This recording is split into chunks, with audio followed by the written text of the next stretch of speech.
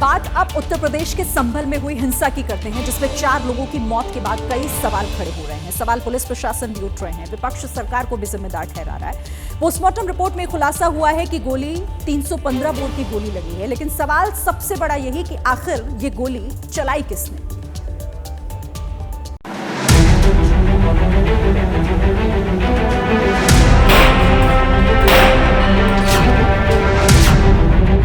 संभल में हिंसा, कौन जिम्मेदार?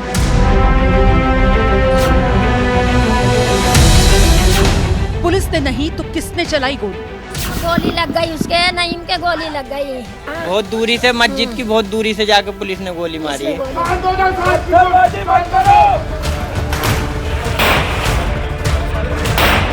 पहली बात तो जिम्मेदारी उनको लेनी चाहिए। क्या वजह थी जिसके लिए पथराव करने की आवश्यकता थी? पथराव करने गए क्यों? साक्ष्यों के आधार पर हम कार्रवाई करेंगे।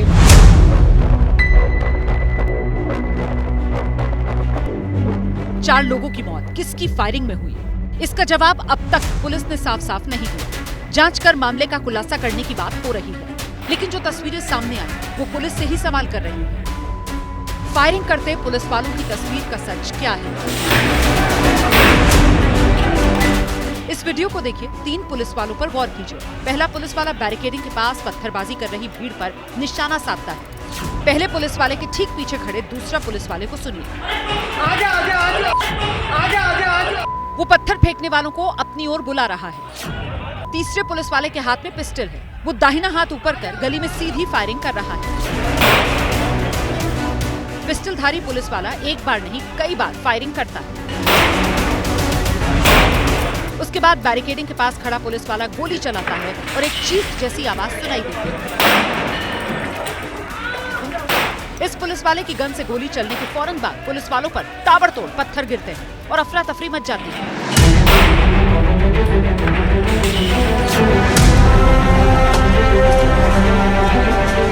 ये तस्वीरें संभल के मोहल्ला कोट इलाके की हैं। शाही जामा मस्जिद से बिल्कुल सटे इस जगह से हंगामे की शुरुआत हुई,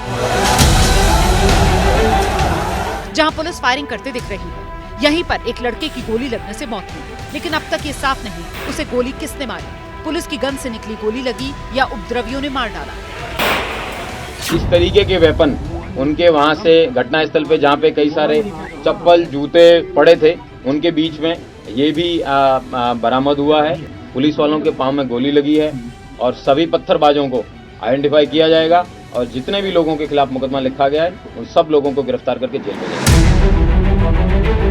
पुलिस का कहना है 4 लोगों की मौत पुलिस की गोली से नहीं हुई, लेकिन ये भी नहीं बता पा रही कि किसकी गोली से मौत हुई। हालांकि कई वीडियो जारी कर पुलिस बता रही है कैसे उपद्रवियों ने पत्थरबाजी की शुरुआत की। पुलिस की ओर से जारी इस वीडियो को ध्यान से देखिए। शाही जामा मस्जिद के ठीक बगल में बड़ी संख्या में भीड़ है। उनमें कई लोग पत्थरबाजी कर रहे हैं, चेहरे को ढककर गाड़ियों को तोड़ रहे हैं। मस्जिद के ऊपर सर्वे कर रही टीम अपने कैमरे में ये सब कुछ कैद कर रही थी और छतों से लोग पत्थरबाजी करते दिख रहे हैं। पुलिस की ओर से जारी अब दूसरी तस्वीर देखिए। पत्थरबाजों ने पहले बाइक को तोड़ा, फिर कार पर हमला किया। उनमें कुछ नकाबपोश मस्जिद पर मौजूद सर्वे टीम पर भी पत्थर फेंक रहे हैं।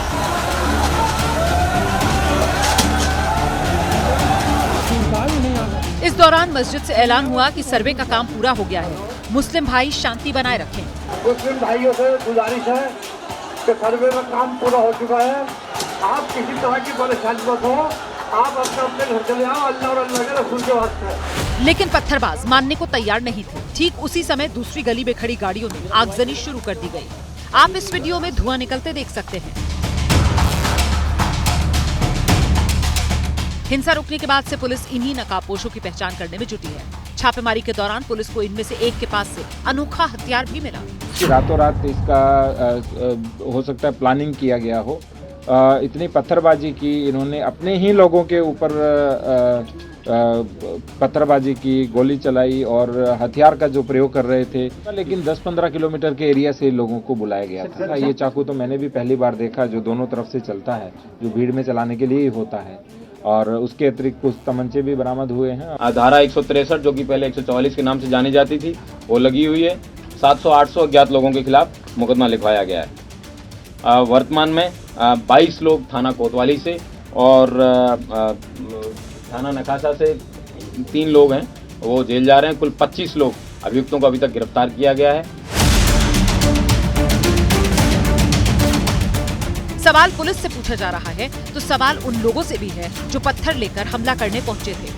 देखिए, संभल में हालात इस वक्त काबू में हैं, लेकिन यूपी से लेकर दिल्ली तक हो रही सियासत में भी इस वक्त उबाल आ रहा है। कई सवाल उठ रहे हैं, लेकिन इस बीच ये भी मांग की जा रही है कि संसद में इस पर चर्चा भी कराई जाए। सवाल यहाँ पर ये उठ रहा है कि क्या संभल को लेकर इस मामले में दोनों तरफ से जो सियासत हो रही है वो भी संभल कर हो रही है। चुनाव में इनकी धांधली, इनकी चोरी न पकड़ी है, इसलिए जानबूझ करके संभल में घटना कराई है। ये जो फायरिंग हुई है, ये फायरिंग नहीं है, मर्डर है। विपक्ष के कारण ये घटना घटी। कोई भी अराजकता फैलाएगा तो सरकार उस पर सख्त कार्रवाई करेगी।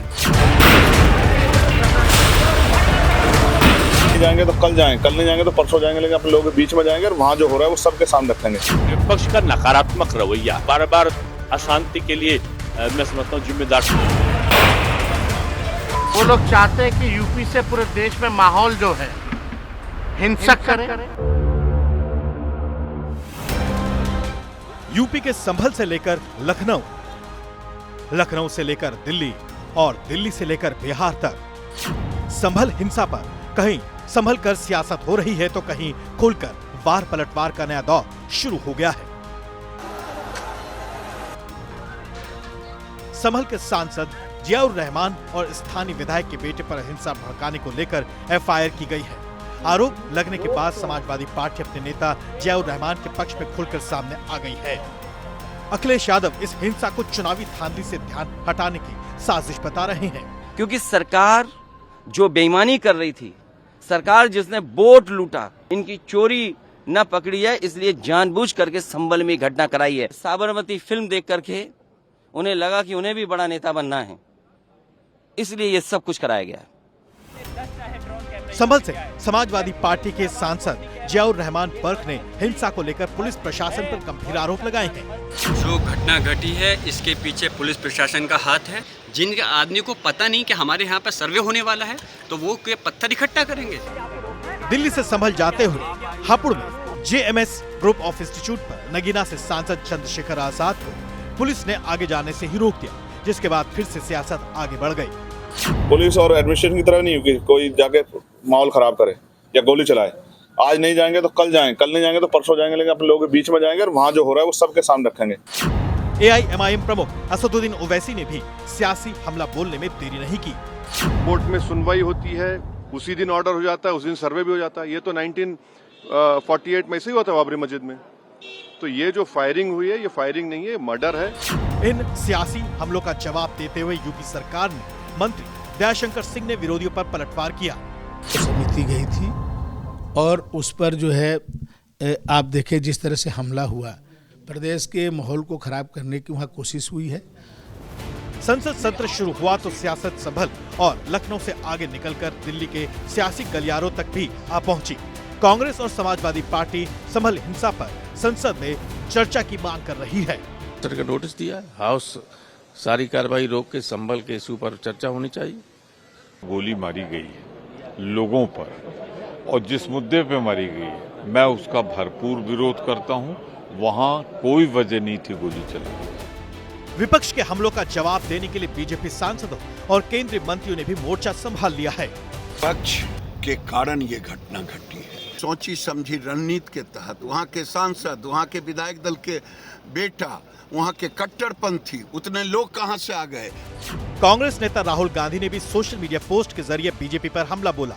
उन्होंने कहा कि प्रशासन द्वारा बिना सभी पक्षों को सुने और असंवेदनशीलता से की गई कार्रवाई ने माहौल और बिगाड़ दिया और कई लोगों की मृत्यु का कारण बना, जिसकी सीधी जिम्मेदार भाजपा सरकार है। संभल हिंसा पर सियासत बेहिसाब हो रही है। सीबीआई जांच से लेकर देशद्रोह के मुकदमे चलाने तक की मांग उठी है।